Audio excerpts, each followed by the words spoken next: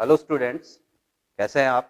उम्मीद करते हैं अच्छे होंगे। ठीक है, तो आप सबकी डिमांड पर जो आपने कहा था कि सर हिंदी मीडियम वालों के लिए अलग से कुछ अरेंजमेंट किया जाए, तो अपन परमाणु संरचना शुरू करने जा रहे हैं और वो हिंदी मीडियम में। ठीक है, सीएलसी एकमात्र ऐसा संस्थान है जो आपको हिंदी मीडियम में स्टडी मटेरियल प्रोवाइड करवाएगा, वीडियो लेक्चर प्रोवाइड करवाएगा। ठीक है, तो परमाणु संरचना के बारे में अपन बात करने जा रहे हैं, एटॉमिक स्ट्रक्चर।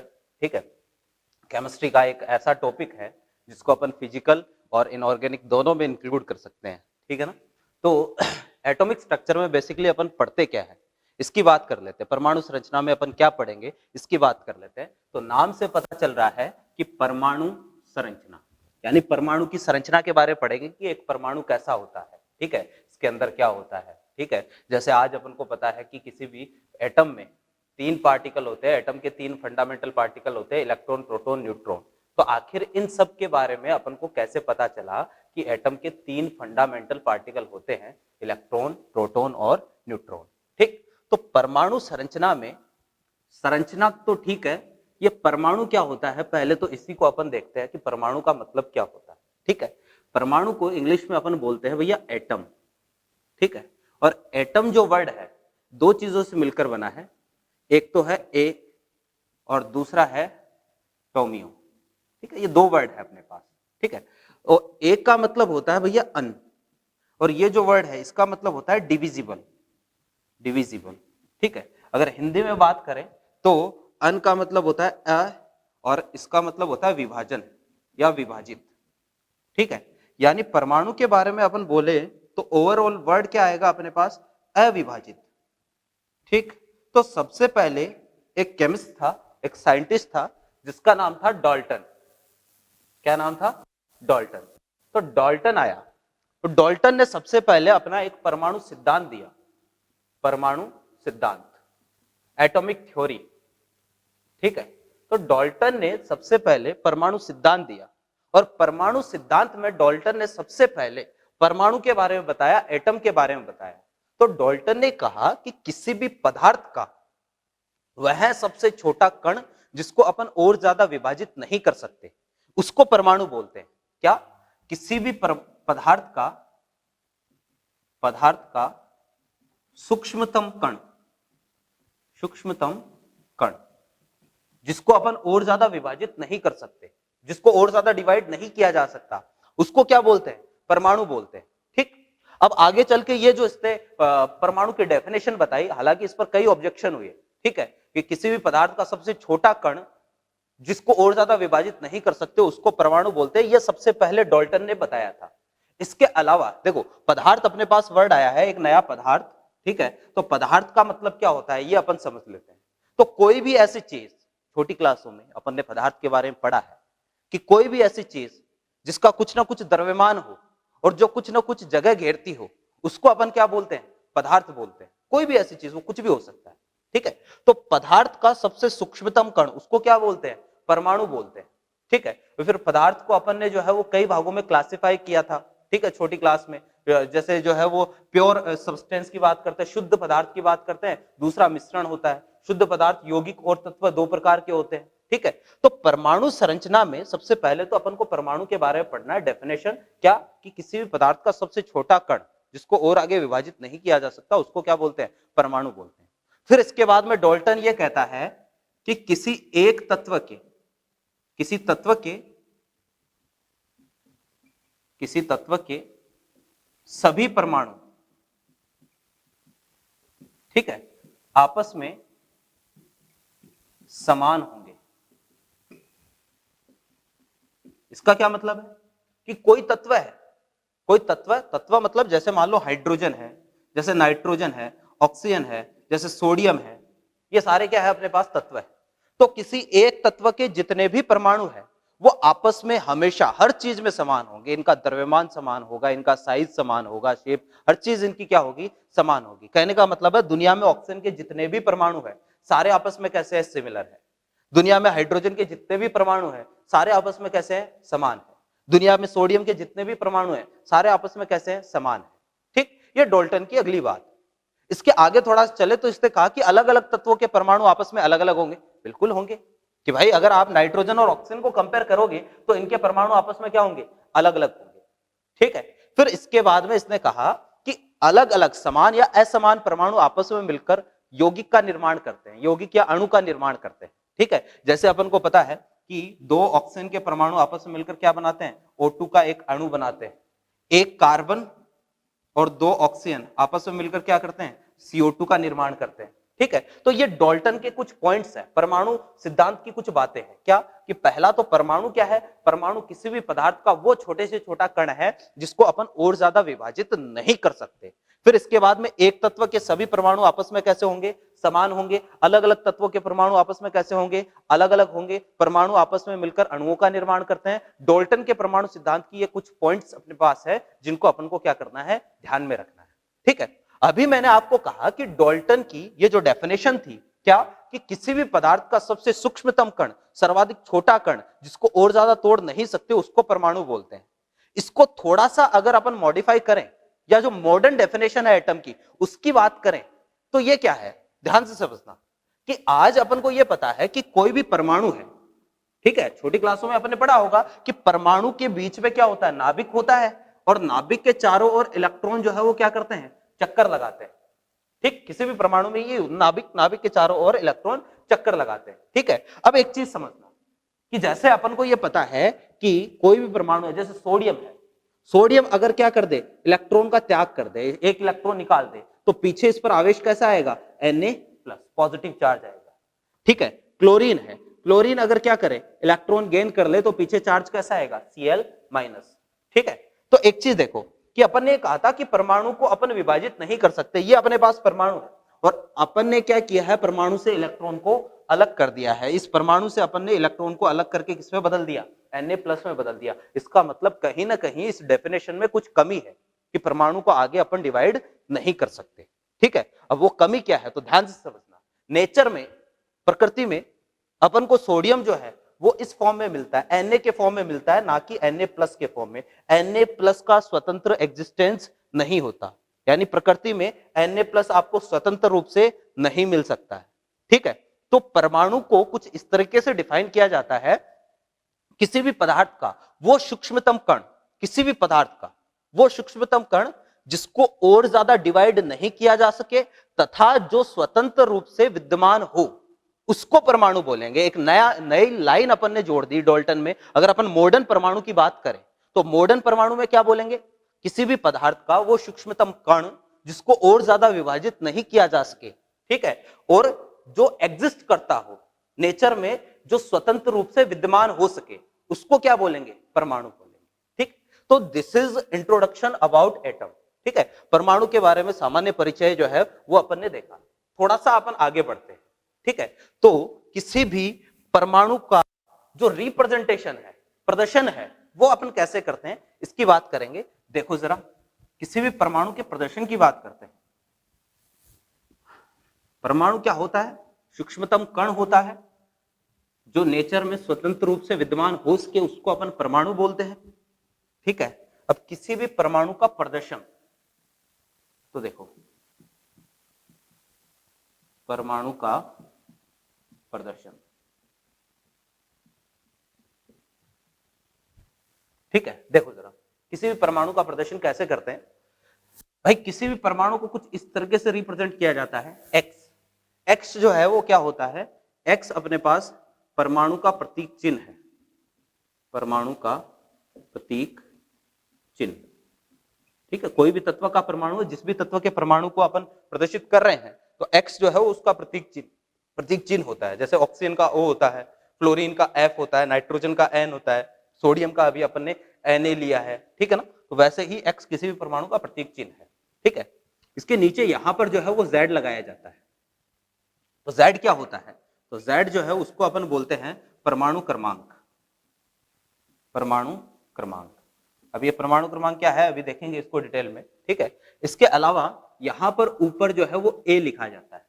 A क्या होता है, तो A को अपन बोलते हैं द्रव्यमान संख्या, द्रव्यमान संख्या। ठीक, तो देखना जरा, इसको या तो ऐसे प्रदर्शित कर दो या कई जगह जो है वो परमाणु को ऐसे भी प्रदर्शित किया जाता है, Z और इधर A, तो इससे कोई फर्क नहीं पड़ता है। आप चाहो तो इसको इधर लिख दो, चाहे इधर लिख दो, कोई फर्क नहीं पड़ेगा। ठीक है, तो X परमाणु का प्रतीक चिन्ह है, Z परमाणु क्रमांक है, A जो है वो क्या है, द्रव्यमान संख्या। अब ये क्या होते हैं इनको समझ लेते हैं, ठीक है ना। तो देखो, जैसे एग्जाम्पल के लिए ऑक्सीजन 8, ऑक्सीजन 16, इसको मैं ऐसे लिख रहा हूं, तो इसका मतलब क्या है, ऑक्सीजन तो O जो है ना, O, ये तो ऑक्सीजन का प्रतीक चिन्ह है, यानी ऑक्सीजन को अपन O से प्रदर्शित करेंगे। ठीक है, इसके बाद में जो 8 नीचे लिखा हुआ है, ये है परमाणु क्रमांक, यानी एक तरीके से अपन को यह पता होगा कि भाई परमाणुओं को अपन क्या करते हैं, प्रोटोनों की संख्या के आधार पर व्यवस्थित करते हैं। एक चीज छोटी क्लास में आपने पढ़ी है कि भाई परमाणु के बीच में नाभिक होता है, नाभिक के चारों ओर इलेक्ट्रॉन चक्कर लगाते हैं, और नाभिक में क्या क्या होता है, क्या क्या होता है, प्रोटोन प्लस न्यूट्रॉन, ये नाभिक में होते हैं। ठीक है, तो एक चीज देखो कि ये जो नीचे Z होता है ना, ये किसके बारे में बताता है, ये एक्चुअल में बताता है इसके नाभिक में प्रोटोनों की संख्या के बारे में बताता है, प्रोटोनों की संख्या। ठीक है, तो Z जो होता है वो किसी भी परमाणु के नाभिक में उपस्थित प्रोटोनों की संख्या को प्रदर्शित करता है। समझने की कोशिश करना। इसके अलावा A की बात करें, जो A है वो क्या होता है, तो A देखो, इसको क्या बोला अपन ने, द्रव्यमान संख्या बोला है। तो A जो है, A ये एग्जैक्टली अपने पास किसी भी परमाणु में, परमाणु के नाभिक में उपस्थित प्रोटॉन प्लस न्यूट्रॉनों की संख्या, न्यूट्रॉनों की संख्या। ठीक, यानी जो A द्रव्यमान संख्या है, आज अपन एटॉमिक, पहला लेक्चर है अपना, फर्स्ट लेक्चर है, तो फर्स्ट लेक्चर में अपन जो है वो एटॉमिक स्ट्रक्चर का केवल बेसिक पढ़ेंगे। हो सकता है आपने छोटी क्लासों में ये चीज पढ़ी हो, लेकिन क्योंकि एटॉमिक स्ट्रक्चर पढ़ने जा रहे हैं तो ये बेसिक बहुत ज्यादा इंपॉर्टेंट हो जाता है अपने लिए। ठीक है, तो इसको ध्यान से पढ़े, है ना, पढ़ा हुआ है अपना, लेकिन फिर भी एक बार रिवाइज करना, अपन को रिवाइज करना पड़ेगा। प्रोटॉन प्लस न्यूट्रॉनों की संख्या क्या होता है, A द्रव्यमान संख्या, Z जो है वो क्या होता है, प्रोटोनों की संख्या। ठीक है, फिर इसके बाद में देखना जरा, जैसे 8 ऑक्सीजन 16 है, तो आपको पूछ लिया इसमें क्या है, प्रोटॉन कितने हैं, न्यूट्रॉन कितने हैं, तो देखो जरा, इसमें नीचे जो लिखा होता है ये क्या होता है, परमाणु क्रमांक, तो इसमें नंबर ऑफ प्रोटॉन तो कितने होंगे, 8। ठीक है, A द्रव्यमान संख्या कितनी है, 16। ठीक, अब एक चीज देखो, A आपने क्या कहा, प्रोटोनों की संख्या, प्रोटोनों की संख्या प्लस न्यूट्रॉनों की संख्या, न्यूट्रॉनों की संख्या, ये अपने पास A होता है। ठीक है, Z जो है ये क्या होता है, Z जो है इसके बारे में आपने कहा ये बराबर होता है प्रोटोनों की संख्या के, Z जो है वो प्रोटोनों की संख्या के बराबर होता है। ठीक है, न्यूट्रॉनों की संख्या को मैं N से प्रदर्शित कर देता हूं। ठीक, तो एक चीज मैं यहां से ऐसा बोल सकता हूं, A बराबर, प्रोटोनों की संख्या किसके बराबर है, Z के बराबर है, तो A इक्वल टू अपने पास हो जाएगा Z प्लस N, बोल सकता हूं ऐसा। तो अगर मान लो किसी भी परमाणु में आपको न्यूट्रॉनों की संख्या निकालनी हो, तो N इक्वल टू क्या आ जाएगा अपने पास, A माइनस Z। ठीक, यानी ऊपर वाले में से नीचे वाली क्या कर दो, घटा दो, तो अपने पास क्या आ जाएगा, न्यूट्रॉनों की संख्या आ जाएगी, है ना। तो यहां पर अगर आपको नंबर ऑफ न्यूट्रॉन पूछे तो 16 माइनस 8 कितना आ जाएगा, 8, इसके पास 8 न्यूट्रॉन। एग्जाम्पल समझ में आया। ठीक है, एक और एग्जाम्पल अभी ले लेते हैं, जैसे मान लो अपने पास सोडियम है 11 सोडियम 23, आपको पूछ लिया इसके पास प्रोटॉन कितने और न्यूट्रॉन कितने, तो प्रोटॉन कितने होंगे, जो भी नीचे लिखा होता है ना, इसको बोलते हैं परमाणु क्रमांक, और ये प्रोटॉनों की संख्या को प्रदर्शित करता है। तो प्रोटॉन कितने हैं, 11। अगर न्यूट्रॉन की बात करें तो ऊपर वाले में से नीचे वाले क्या कर दो, घटा दो, तो कितना आएगा भाई, 12 इसके पास क्या है, न्यूट्रॉन है। 23 में से 11 माइनस कर तो 12 न्यूट्रॉन, 12 न्यूट्रॉन, 11 इसके पास क्या है, प्रोटॉन है। ठीक है, तो ऐसे प्रोटॉन और न्यूट्रॉन जो है वो अपन निकाल सकते हैं। अब एक चीज देखना, कि आप कहोगे कि सर हमें कैसे पता चलेगा परमाणु क्रमांक, है ना, जैसे आपने छोटी क्लास में 1 से लेके 20 तक के एलिमेंट याद कर रखे होंगे, मैं ये उम्मीद करता हूं। अगर नहीं कर रखे हैं याद तो मैं अभी आपको नोट करवा दूंगा, तो ये आपको याद करने हैं, ठीक है ना, क्योंकि अपन एटॉमिक स्ट्रक्चर केमिस्ट्री पढ़ने जा रहे हैं, तो कम से कम 1 से लेके 20 तक के जो तत्व है ना, इनके परमाणु क्रमांक और द्रव्यमान संख्या अपन को याद होनी चाहिए कम से कम, है ना। इसके आगे जो है वो अपन इनको इतना ज्यादा काम में लेंगे, जो एलिमेंट्स है इनको इतना ज्यादा काम में लेंगे कि अपने आप याद हो जाएंगे, ठीक है ना, क्योंकि बहुत सारे एलिमेंट है जिनका अपन को डायरेक्टली आगे चल के धीरे धीरे याद हो जाएगा। तो कम से कम 1 से लेके 20 तक के जितने भी तत्व है उनके परमाणु क्रमांक और द्रव्यमान संख्या अपन को याद होनी ही चाहिए, तो जो मैं अभी आपको नोट करवा दूंगा, ठीक है ना। तो जैसे सोडियम का 11 होता है, इसका 23 होता है, ठीक है। 11 इसका परमाणु क्रमांक है, 23 इसका क्या है, द्रव्यमान संख्या है, ठीक है। तो देखो परमाणु क्रमांक का मतलब, जैसे हाइड्रोजन को 1 नंबर पे लिखते हैं, hydrogen, helium, lithium, beryllium, boron, ठीक है। बोरोन को 5 नंबर पे लिखते हैं।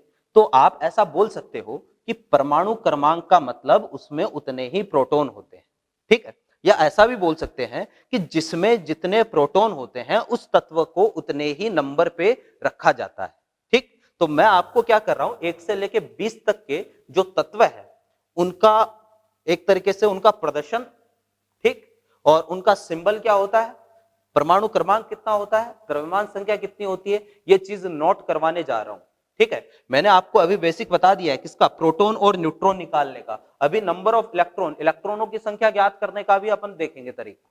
लेकिन पहले किसी भी परमाणु के बारे में इसका जो द्रव्यमान संख्या है, इसकी जो परमाणु क्रमांक है और इसका सिंबल क्या होता है, ये अपन को ध्यान में होना चाहिए, ठीक है। तो मेरे साथ आप जो है वो नोट कर लेना, ये कम से कम 1 से लेके 20 तक जो है वो अपन को ध्यान में रखने हैं। देखना, देखो यहां पर है अपने पास परमाणु क्रमांक, परमाणु क्रमांक जिसको अपन ने क्या बोला है, Z बोला है, ठीक है। यहां पर है तत्व का प्रतीक चिन्ह, तत्व का प्रतीक चिन्ह, ठीक है। यहां उसका है द्रव्यमान संख्या, द्रव्यमान संख्या, ठीक है। और यहां पर है उसका प्रदर्शन, प्रदर्शन, ठीक है। ये अपन बात करने जा रहे हैं। परमाणु क्रमांक जैसे 1, तो 1 नंबर पे सबको पता है क्या आता है, हाइड्रोजन आता है, जिसको H से प्रदर्शित करते हैं। द्रव्यमान संख्या हाइड्रोजन की कितनी होती है, 1 की होती है। तो इसको प्रदर्शित कैसे करेंगे, 1H1, या फिर इसको ऐसे भी बोल सकते हो 1H1, ठीक है। तो ये इसका प्रदर्शन हो गया, 1 2 3 4 5 6 7 8, ठीक है। देखो जरा 2 नंबर पे कौन आता है, हाइड्रोजन के बाद में helium, lithium, beryllium, boron, carbon, nitrogen, oxygen, ठीक। तो देखो हीलियम की बात करें तो हीलियम की द्रव्यमान संख्या कितनी होती है, 4 होती है ना। लिथियम की कितनी होती है, तो लिथियम की द्रव्यमान संख्या जो है वो होती है 7, ठीक है। बेरिलियम की 9, बोरोन की जो है वो होती है 11, कार्बन की होती है 12, नाइट्रोजन की 14 और ऑक्सीजन की होती है 16, ठीक। अब देखना जरा प्रदर्शन करते हैं। अगर अपन को परमाणु क्रमांक और द्रव्यमान संख्या के बारे में पता है तो भाई परमाणु का प्रदर्शन कोई बड़ी बात थोड़ी ना है, ठीक है ना। तो यहां पर इसको कैसे लिखूंगा, 2He4, ठीक।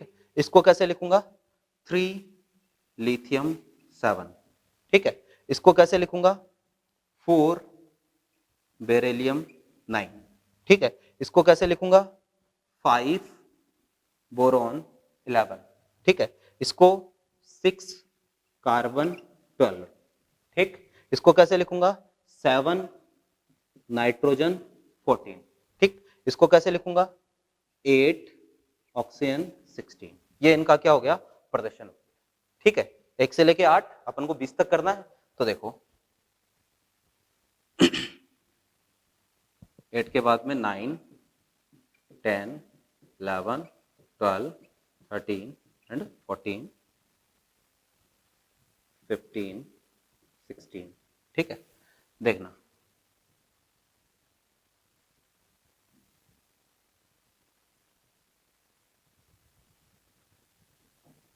देखो 9 नंबर पे कौन आता है, hydrogen, helium, lithium, beryllium, boron, carbon, nitrogen, oxygen. Oxygen के बाद में आएगा फ्लोरीन, फ्लोरीन के बाद में neon, sodium, magnesium, aluminium, silicon, phosphorus और फिर सल्फर, ठीक। तो फ्लोरीन जो है इसका कितना होता है, 18, द्रव्यमान संख्या इसकी 18 है ना। नियोन जो है वो इसका कितना लेते हैं, इसका 20। सोडियम जो है इसका कितना होता है, 23। मैग्नीशियम का होता है 24, ठीक है। एल्यूमिनियम का कितना होता है, 27। सिलिकॉन का होता है 28, ठीक है। फॉस्फोरस का जो है ये होता है भैया 31 और सल्फर का होता है 32। एक चीज ऑब्जर्व करो कि जो द्रव्यमान संख्या है ये लगभग जितने भी परमाणु अपने पास है उनमें Z का क्या है, डबल है। जैसे 9 का 18, 10 का 20, यहाँ डबल नहीं है, यहाँ थोड़ा सा अलग है, 12 का 24 यहाँ अलग है, 14 का 28, फिर यहाँ फॉस्फोरस में अलग है। यानी ज्यादातर तत्वों में ये जो द्रव्यमान संख्या होती है ये परमाणु क्रमांक का क्या होता है, दुगना होता है। तो याद रखने के लिए एक ये चीज ध्यान में रख सकते हैं अपन, है ना। लेकिन जो अलग है, जैसे एल्यूमिनियम का 27, सोडियम हो गया, जैसे फॉस्फोरस हो गया, ये चीज अलग है। तो इन पर ध्यान देने की जरूरत है, ये अपन को ध्यान में रखना है, ठीक है ना। अब देखो जरा प्रदर्शन की बात करें तो इसको जो है वो 9 फ्लोरीन 18 बोलूंगा। इसको जो है वो कैसे लिखूंगा, 10 नियोन 20। इसको कैसे लिखूंगा, 11 सोडियम 23। इसको कैसे लिखूंगा, 12 मैग्नीशियम 24। इसको कैसे लिखूंगा, 13 एल्यूमिनियम 27, ठीक है।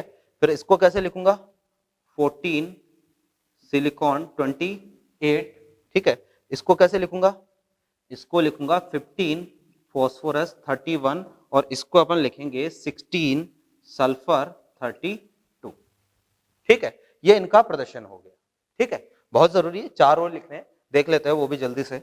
16 के बाद में अपने पास 17 18 19 और ये 20। तो सल्फर के बाद में अगला कौन सा आता है, सल्फर के बाद में अगला तत्व अपने पास है क्लोरीन, आर्गन, पोटेशियम और कैल्शियम। 20 तक ध्यान में रखने हैं केवल अपन को, ना। तो इनका अगर द्रव्यमान संख्या की बात करें तो देखो ये जो क्लोरीन है इसकी द्रव्यमान संख्या जो है वो होती है 35, ठीक है, क्लोरीन 35, ठीक है। एक और होती है 35 या 37 भी लेते हैं, ठीक है ना। अब ये आप कहोगे कि सर दो द्रव्यमान संख्या कैसे हो सकती है, बिल्कुल हो सकती है। ये अभी अपन आगे चल के देखेंगे कि जिनका परमाणु क्रमांक समान होता है लेकिन द्रव्यमान संख्या अलग अलग होती है, उनको अपन बोलते हैं आइसोटॉप, समस्थानिक, ठीक है। तो ये समस्थानिक जो बेसिक डेफिनेशन है ये अभी अपन आगे पढ़ने वाले हैं, ठीक है। तो क्लोरीन की 2 द्रव्यमान संख्या हो सकती है। हाँ, इनमें से जो तत्व अपन ने लिए हैं इससे पहले के, उनमें भी एक से ज्यादा द्रव्यमान संख्या हो सकती है, ठीक है ना। तो अगर द्रव्यमान संख्या समान आ जाए, Z अलग अलग आए, तो उसको अपन क्या बोलेंगे, समस्थानिक बोलेंगे, ठीक है। तो देखो जरा कि इसके बाद में आर्गन जो है, आर्गन, आर्गन का अपन लेते हैं 40, पोटेशियम जो है ये भी 40 और कैल्शियम का भी 40, ठीक है। हाँ, इनकी भी एक से ज्यादा होती है, ठीक है। मतलब यह है कि पोटेशियम जो है वो 39 भी होता है, 40 भी होता है, तो वो समस्थानिकों में चला जाता है। अभी अपन केवल सिंपल प्रदर्शन की बात कर रहे हैं, समस्थानिक के बारे में अभी फर्दर पढ़ेंगे। तो देखो जरा प्रदर्शन की बात करें तो क्लोरीन 17 नंबर पे है, 17 क्लोरीन 35 या 17 क्लोरीन 37, ऐसे इसको लिख सकते हैं, ठीक है। ये आर्गन है तो इसको जो है वो 18 आर्गन 40, इसको जो है वो कैसे लिखेंगे, 19 पोटेशियम 40, और इसको कैसे लिखेंगे, 20 कैल्शियम एंड 40, ठीक। तो ये 1 से लेके 20 तक के जो तत्व है उनके परमाणु क्रमांक, तत्व का प्रतीक चिन्ह, द्रव्यमान संख्या और प्रदर्शन ये अपन ने देख लिए, ठीक है। अब ये 2 चीजें अपन को जरूर ध्यान में रखनी है, द्रव्यमान संख्या और दूसरा क्या है, परमाणु क्रमांक, ठीक। थोड़ा सा आगे चलते हैं, ठीक है। तो अपन ने क्या देखा है कि कोई परमाणु होता है, सबसे छोटा कण होता है। परमाणु के 3 मूलभूत कण होते हैं, इलेक्ट्रॉन, प्रोटॉन और न्यूट्रॉन। प्रोटॉन और न्यूट्रॉन नाभिक में रहते हैं, इलेक्ट्रॉन जो है वो नाभिक के चारों ओर चक्कर लगाते हैं। तो किसी भी परमाणु में अगर अपने पास किसी भी परमाणु का परमाणु क्रमांक और ए द्रव्यमान संख्या है तो अपन प्रोटॉन और न्यूट्रॉन बता सकते हैं। अब बात करेंगे इलेक्ट्रॉन कैसे निकाले, कि अगर आपको कोई भी तत्व दे दे, पूछ ले तत्व या कोई आयन, ठीक है, दे दे, तो आपको पूछ ले कि भाई इसमें कितने इलेक्ट्रॉन होंगे, तो इलेक्ट्रॉन कैसे निकालते हैं ये अपन सीख लेते हैं। फिर इसके बाद में अपन परमाणु संरचना की कुछ बेसिक डेफिनेशंस की तरफ आगे बढ़ेंगे, ठीक है। तो देखो जरा कि किसी भी तत्व में इलेक्ट्रॉनों की संख्या कैसे निकाली जाती है, इसकी बात कर लेते हैं। देखना क्या होता है कि भाई अगर किसी परमाणु पर कोई आवेश नहीं है, ठीक है, इलेक्ट्रॉनों की संख्या ज्ञात करना अपन सीख रहे हैं। क्या, अगर किसी भी परमाणु पर कोई आवेश नहीं है तो उसको बोलेंगे उदासीन। जैसे सोडियम है, इस पर आपको ना तो कोई पॉजिटिव चार्ज दिख रहा है ना कोई नेगेटिव चार्ज दिख रहा है, तो ये अभी कैसा है, ये उदासीन है, ठीक है। जैसे कैल्शियम है तो इस पर कोई पॉजिटिव नेगेटिव नहीं है, उदासीन, ठीक है। अब अगर मैं इस पर चार्ज लगा दूं पॉजिटिव तो ये धनावेशित हो गया। यहां पर मैंने इस पर चार्ज लगा दिया कैल्शियम +2, तो ये धनावेशित हो गया। क्लोरीन है Cl, अभी इस पर कोई आवेश नहीं है, मैंने इस पर चार्ज लगा दिया -1, ठीक है, तो ये ऋणावेशित हो गया। ठीक है, तो इसका मतलब क्या होता है, पहले तो ये समझेंगे कि प्लस और माइनस कब आते हैं। ठीक है, जब भी कोई परमाणु इलेक्ट्रॉन त्यागता है, ध्यान से समझना कि जब भी कोई परमाणु जो है वो इलेक्ट्रॉन त्यागने का काम करेगा, इलेक्ट्रॉन त्यागेगा, तब तो उस पर चार्ज आएगा पॉजिटिव। ठीक, और जब भी कोई परमाणु इलेक्ट्रॉन ग्रहण करता है तो उस पर चार्ज आएगा नेगेटिव। क्या, कोई परमाणु अगर इलेक्ट्रॉन त्यागता है तो चार्ज आएगा कैसा, पॉजिटिव, और कोई परमाणु अगर इलेक्ट्रॉन ग्रहण करता है तो चार्ज आएगा कैसा, नेगेटिव। ठीक है, तो जैसे सोडियम जो है इस पर +1 चार्ज आ रखा है, इसका मतलब यह है कि इसने एक इलेक्ट्रॉन जो है वो त्याग रखा है, इसने एक इलेक्ट्रॉन क्या किया है, त्याग दिया है। ठीक है, जितने इलेक्ट्रॉन त्यागेगा उतना ही पॉजिटिव चार्ज आएगा, जितने इलेक्ट्रॉन ग्रहण करेगा उतना ही नेगेटिव चार्ज आएगा। ठीक है, तो यहां पर +1 है, इसका मतलब सोडियम ने क्या किया है, एक इलेक्ट्रॉन त्याग दिया है। हाँ, कैल्शियम +2 है, इसका मतलब इसने क्या किए हैं, 2 इलेक्ट्रॉन त्यागे। ठीक है, हाँ, क्लोरीन जो है -1 है, इसका मतलब इसने एक इलेक्ट्रॉन ग्रहण कर लिया है। ठीक, समझने की कोशिश करना, कोई अगर इलेक्ट्रॉन त्यागता है तो चार्ज आएगा कैसा, पॉजिटिव, कोई अगर इलेक्ट्रॉन ग्रहण करता है तो चार्ज आएगा कैसा, नेगेटिव। जैसे कार्बन है, ठीक है, और एक मैं लिखता हूं C-4, इसका मतलब क्या है कि इसने जो है वो 4 इलेक्ट्रॉन क्या कर रखे हैं, ग्रहण कर रखे हैं, +4 इलेक्ट्रॉन। E- लगा रहा हूं क्योंकि इलेक्ट्रॉन पर चार्ज कैसा होता है, नेगेटिव चार्ज होता है। ठीक है ना, तो ये चीज ध्यान में रखना कि अगर कोई तत्व है या कोई परमाणु इलेक्ट्रॉन त्यागेगा तो चार्ज कैसा आएगा, धनावेश, जितने इलेक्ट्रॉन त्यागता है उतना ही धनावेश, और जितने इलेक्ट्रॉन ग्रहण करेगा उतना ही ऋणावेश। ठीक है, हालांकि ये जो चार्ज है ये इसका सापेक्ष चार्ज होता है, यानी सापेक्ष आवेश होता है। ये क्या होता है इसके बारे में अभी आगे बात करेंगे। सापेक्ष आवेश होता है, एक्चुअल चार्ज की वैल्यू कुछ अलग होती है। ठीक है ना, तो Na जो है एक इलेक्ट्रॉन त्यागा तो Na+, कैल्शियम 2 इलेक्ट्रॉन त्यागे तो Ca+2, क्लोरीन ने एक इलेक्ट्रॉन ग्रहण किया तो -1, कार्बन 4 इलेक्ट्रॉन ग्रहण किए तो -4। अब आपको पूछ लिया कि भाई इलेक्ट्रॉन कैसे निकाले, तो एक चीज ध्यान में रखना कि कोई भी उदासीन परमाणु है ना, उदासीन परमाणु के लिए, उदासीन परमाणु के लिए, ठीक है, तो किसी भी उदासीन परमाणु के लिए होता क्या है कि प्रोटॉनों की संख्या, प्रोटॉनों की संख्या ये हमेशा बराबर होती है इलेक्ट्रॉनों की संख्या के।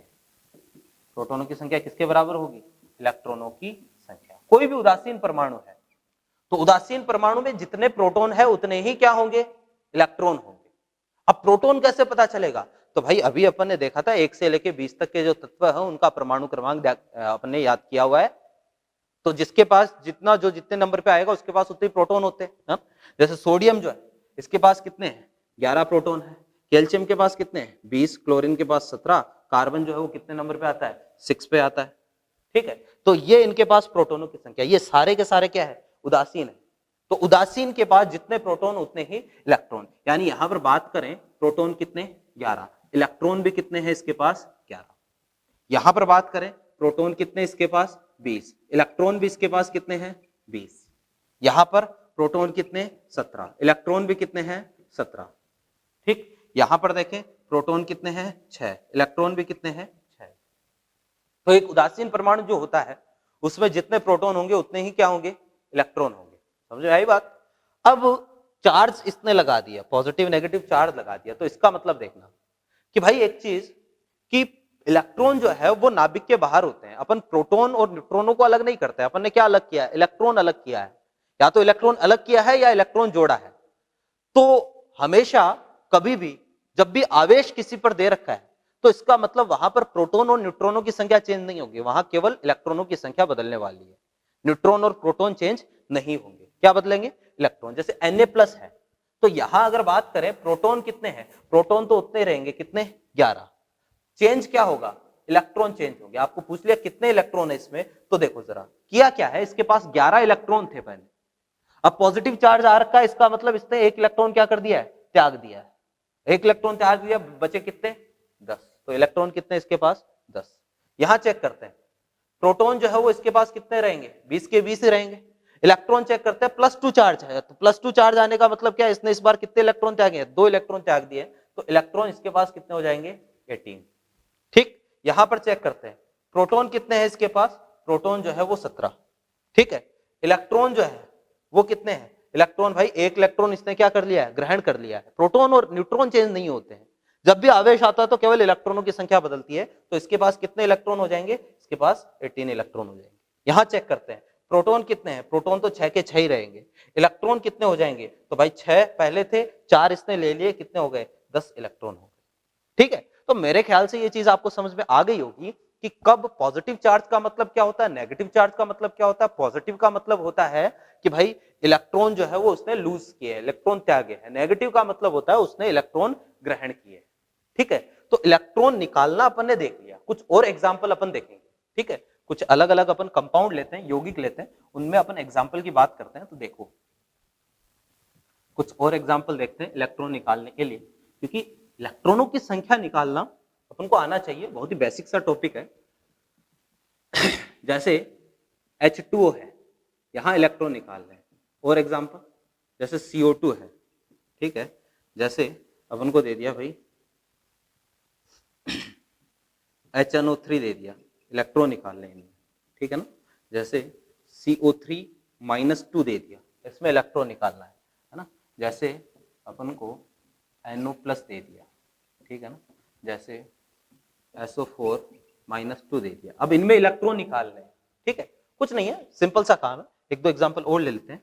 देखो जैसे मैंने आपको दे दिया Mg+2, जैसे Al+3, ठीक है।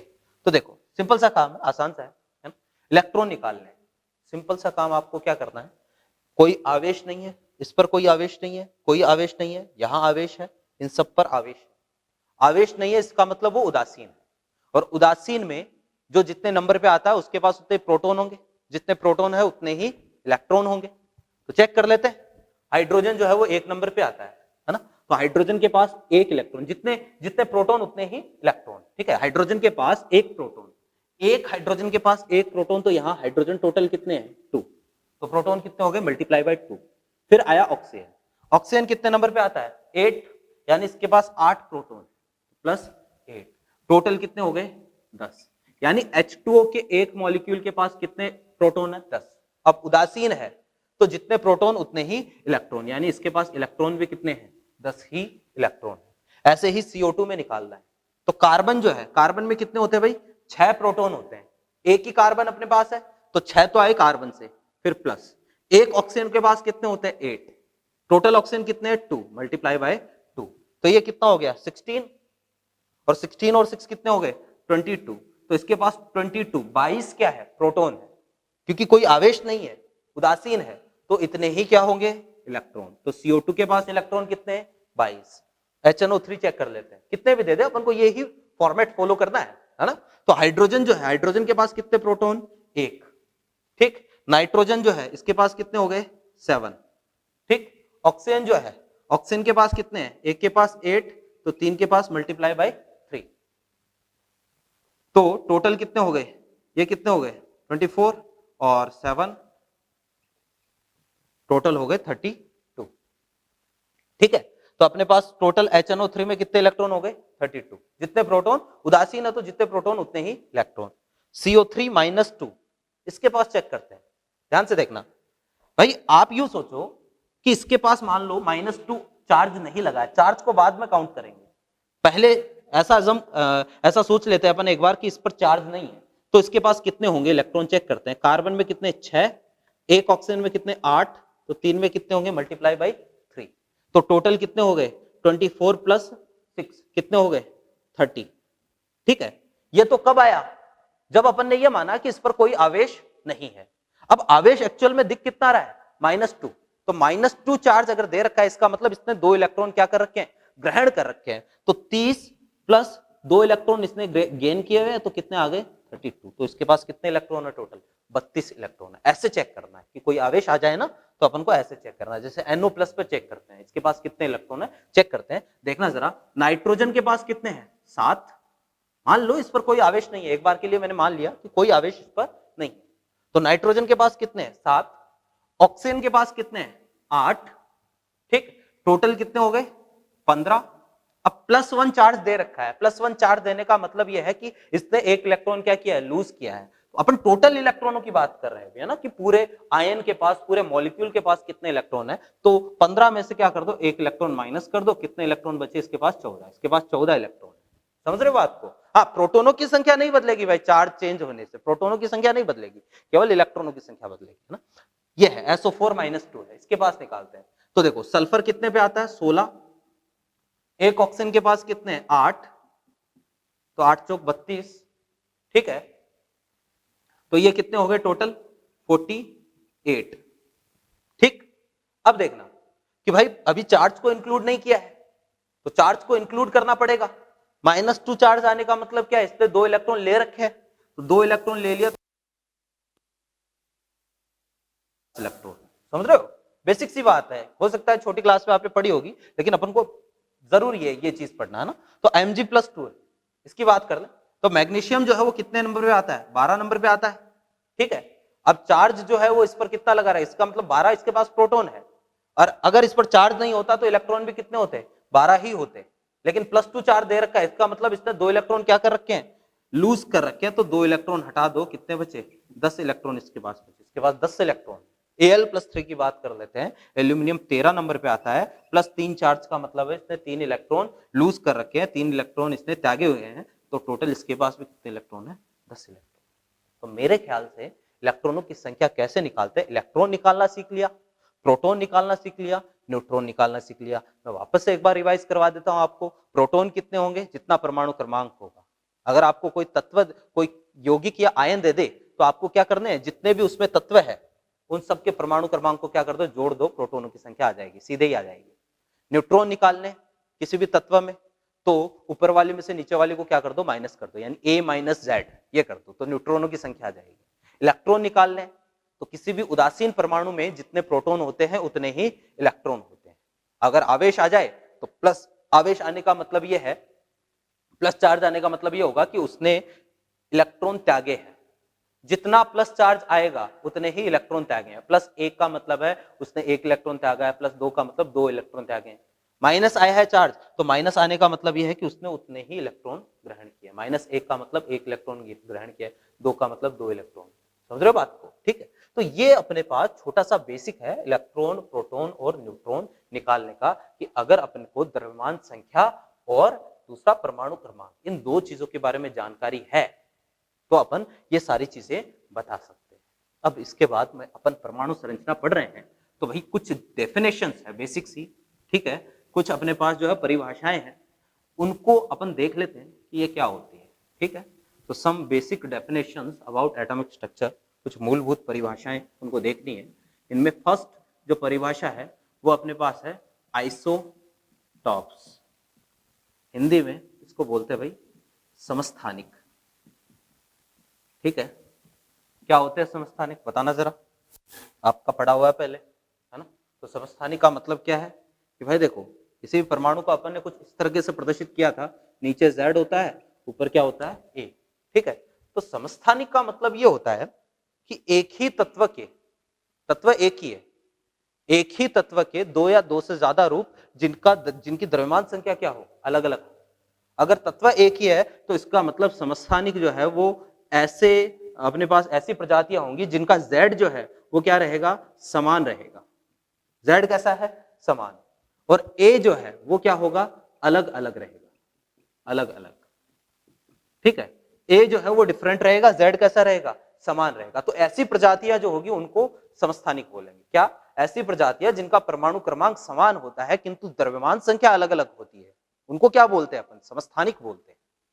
एक एग्जाम्पल से इसको समझते हैं, जैसे भाई हाइड्रोजन जो होता है ना, हाइड्रोजन, उसके 3 समस्थानिक होते हैं, एक को 1H1 बोलते हैं अपन, ठीक है, एक को जो है वो अपन 1D2, और एक को अपन बोलते हैं 1T3, ठीक है।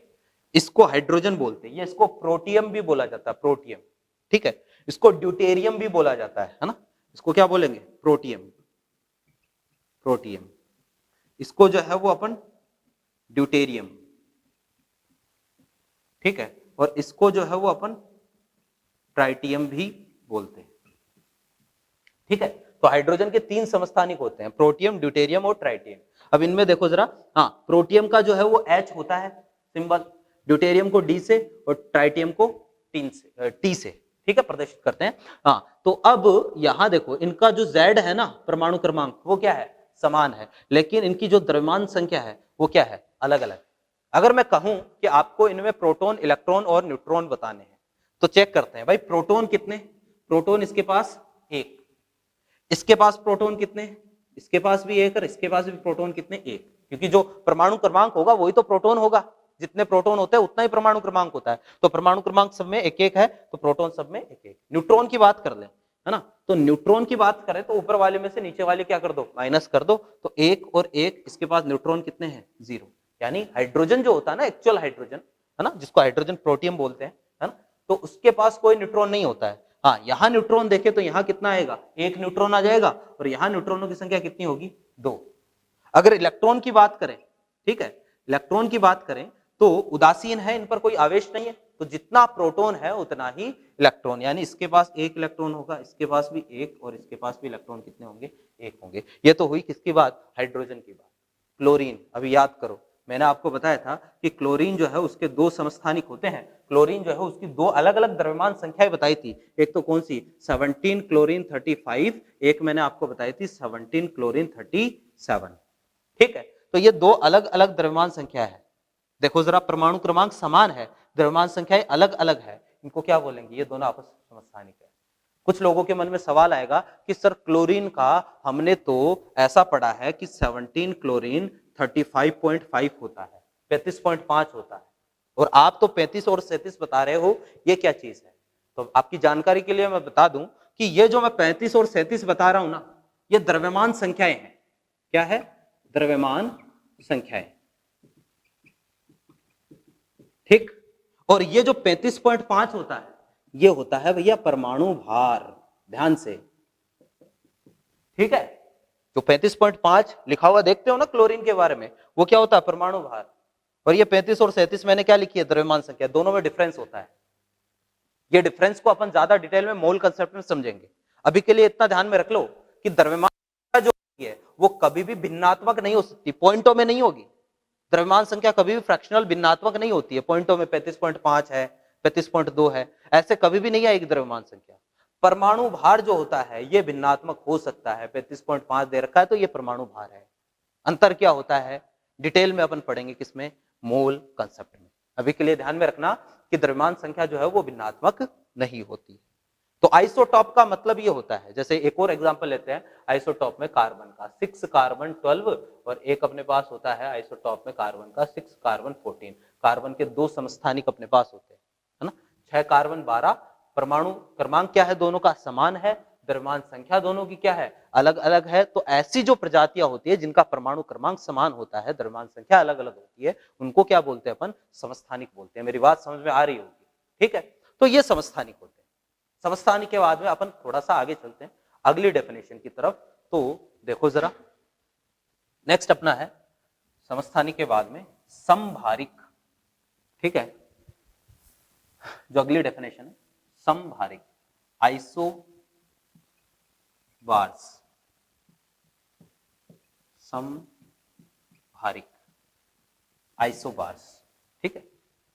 देखो जरा, ये समभारिक क्या होते हैं, नाम से पता चल रहा है समभारिक, ठीक है, यानी भार से कुछ रिलेट कर रहा है ये अपने पास है Z और ऊपर A, ठीक।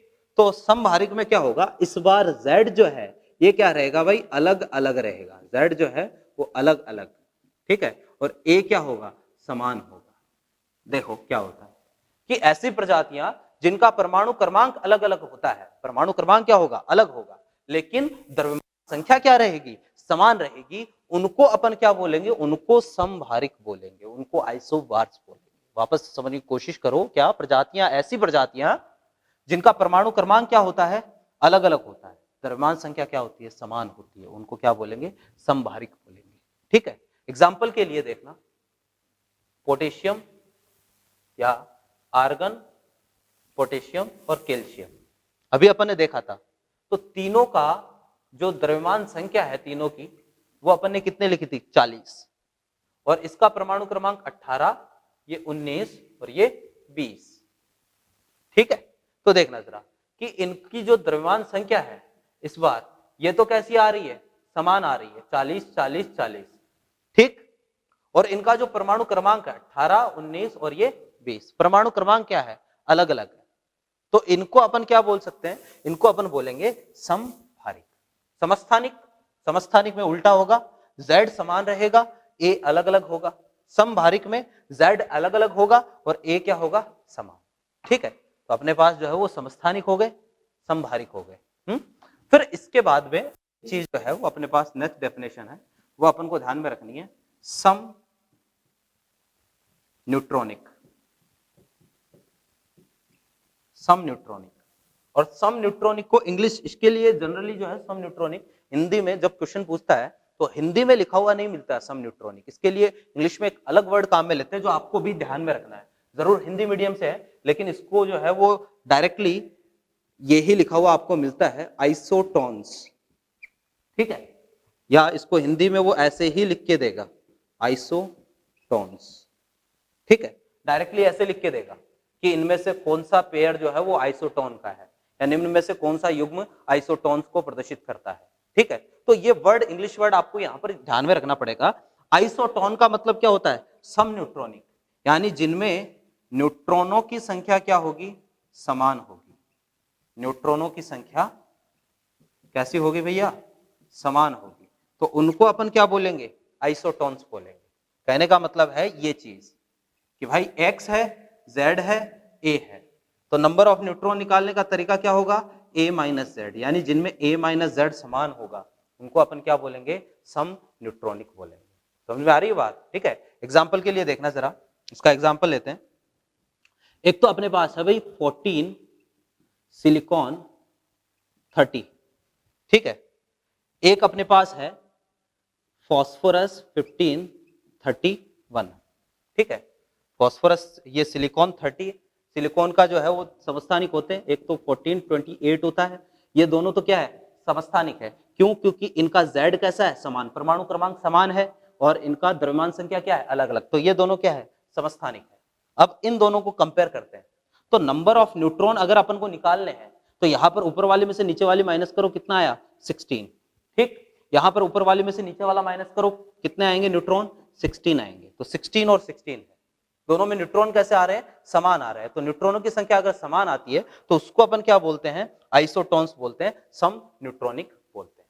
समझ में आ रही बात। ठीक है, तो ये अपने पास आइसोबार हो गए, सम न्यूट्रॉनिक हो गए, समस्थानिक हो गए। एक डेफिनेशन और पढ़ते हैं, ठीक है, जो आपने छोटी क्लास में पढ़ी होगी। देखो एक और डेफिनेशन देखते हैं जिसको अपन बोलते हैं भाई आइसो इलेक्ट्रॉनिक, हिंदी में बोलते हैं सम इलेक्ट्रॉनिक।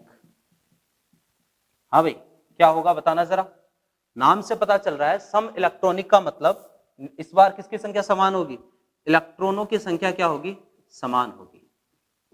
इलेक्ट्रॉनों की संख्या समान होगी, यानी ऐसी प्रजातियां, क्वेश्चन आता है भाई कि इनमें से कौन सा जो है वो सम इलेक्ट्रॉनिक है, कौन सा जो है वो समस्थानिक है, समभारिक है ना, आइसोटोन कौन से हैं। तो इस बार जो है सम इलेक्ट्रॉनिक में इलेक्ट्रॉनों की संख्या क्या होनी चाहिए, समान होनी चाहिए। ऐसी कोई भी प्रजाति जिनमें इलेक्ट्रॉनों की संख्या बराबर हो उनको अपन क्या बोलेंगे, सम इलेक्ट्रॉनिक बोलेंगे। एग्जाम्पल देखना, ठीक है, जैसे एग्जाम्पल के लिए O-2 F- नियोन हो गया, Na+ हो गया, Mg+2 हो गया, Al+3 हो गया, H2O हो गया। इनको चेक करते हैं, इलेक्ट्रॉन निकालते हैं। इलेक्ट्रॉन निकालना अभी अपन ने सीख लिया था ना। तो O-2, -2 का मतलब ऑक्सीजन कितने नंबर पे आता है, 8, -2 का मतलब 2 इलेक्ट्रॉन इसने ले लिया, इलेक्ट्रॉन कितने हो गए, 10। F- क्लोरीन 9 नंबर पे आता है, -1 का मतलब 1 इलेक्ट्रॉन इसने ले लिया, कितने इलेक्ट्रॉन हो गए, 10। नियोन पर कोई आवेश नहीं है, 10 नंबर पे आता है, इलेक्ट्रॉन कितने हो गए, 10 ही हो गए। Na+ 11 नंबर पे आता है, सोडियम पॉजिटिव का मतलब 1 इलेक्ट्रॉन इसने क्या कर दिया, लूज कर दिया है, तो इलेक्ट्रॉन कितने बचे, 10। मैग्नीशियम 12 पे आता है, +2 का मतलब 2 इलेक्ट्रॉन लूज करें, इलेक्ट्रॉन 10। एल्यूमिनियम 13 पे आता है, +3 का मतलब 3 इलेक्ट्रॉन इसने लूज करें, टोटल इलेक्ट्रॉन कितने, 10। H2O में कितने होंगे इलेक्ट्रॉन, तो देखो हाइड्रोजन, पहली बात तो इस पर कोई आवेश नहीं है, तो हाइड्रोजन में कितने, एक हाइड्रोजन में एक, तो 2 में कितने हो जाएंगे, 2। प्लस ऑक्सीजन में कितने 8, तो टोटल इलेक्ट्रॉन इसके पास भी कितने हो गए 10। चेक करो जरा, सबके पास इलेक्ट्रॉनों की संख्या क्या आ रही है, समान आ रही है, तो ये सारे आपस में क्या है, ये सारे आपस में सम इलेक्ट्रॉनिक। समझ गए बात को, सब में इलेक्ट्रॉनों की संख्या समान आ रही है, तो सारे के सारे आपस में कैसे हैं, सम इलेक्ट्रॉनिक। ठीक है, इसके अलावा बहुत सारे एग्जाम्पल ऐसे हैं जिनमें इलेक्ट्रॉनों की संख्या आपस में कैसे होती है, समान होती है। तो ये अपन को चेक करना पड़ता है। क्वेश्चन जो है वो अपन को ऐसा देगा कि निम्न में से कौन सी प्रजातियां सम इलेक्ट्रॉनिक है। देखो जरा, जैसे N2 है, एक अपने पास NO+ है, इन दोनों को चेक करो। N2 में कितने होंगे नाइट्रोजन, एक नाइट्रोजन के पास कितने 7, दो में कितने हो गए 14। ठीक है, नाइट्रोजन के पास कितने 7, ऑक्सीजन के पास कितने 8, तो 7 और 8 15, प्लस एक का मतलब एक इलेक्ट्रॉन त्याग दिया, तो इसके पास भी कितने हैं 14। 14 और 14 दोनों में इलेक्ट्रॉनों की संख्या बराबर है, क्या है ये आपस में सम इलेक्ट्रॉनिक है। तो मेरे ख्याल से ये जितने भी बेसिक डेफिनेशन है, 2-4 बेसिक डेफिनेशन और है जिनकी बात अपन नेक्स्ट क्लास में करेंगे, ये सारी आपके समझ में आ गई होगी। ठीक है, तो सम इलेक्ट्रॉनिक, सम वापस एक बार देख लेते हैं। समस्थानिक का मतलब क्या होता है, समस्थानिक का मतलब ये है कि जिनका Z जो है वो क्या हो, समान हो, द्रव्यमान संख्या क्या हो, अलग अलग हो, उनको समस्थानिक बोलते हैं। फिर समभारिक का मतलब जिनका Z अलग अलग हो, द्रव्यमान संख्या समान हो, उनको समभारिक बोलते हैं। फिर इसके बाद में अपन ने देखा आइसोटोन्स, सम न्यूट्रॉनिक। ठीक है, आइसोटोन क्या होते हैं, जिनमें न्यूट्रॉनों की संख्या समान हो, यानी A-Z जो है वो समान हो, तो इनको क्या बोलेंगे, सम न्यूट्रॉनिक, न्यूट्रॉनों की संख्या समान। सम इलेक्ट्रॉनिक का मतलब इलेक्ट्रॉनों की संख्या समान। तो ये अपन ने निकालना सीख लिया है कि प्रोटॉन कैसे निकाले, न्यूट्रॉन कैसे निकाले। ठीक है, इसके बाद कल कुछ और डेफिनेशन अपन पढ़ेंगे। ठीक है, तो from here we will be proceed in the next class. यहाँ से अपन अगली क्लास में इसको कंटिन्यू करेंगे। इसको आप अच्छे से रिवाइज करना। ठीक है, मिलते हैं अगली क्लास में। Thank you.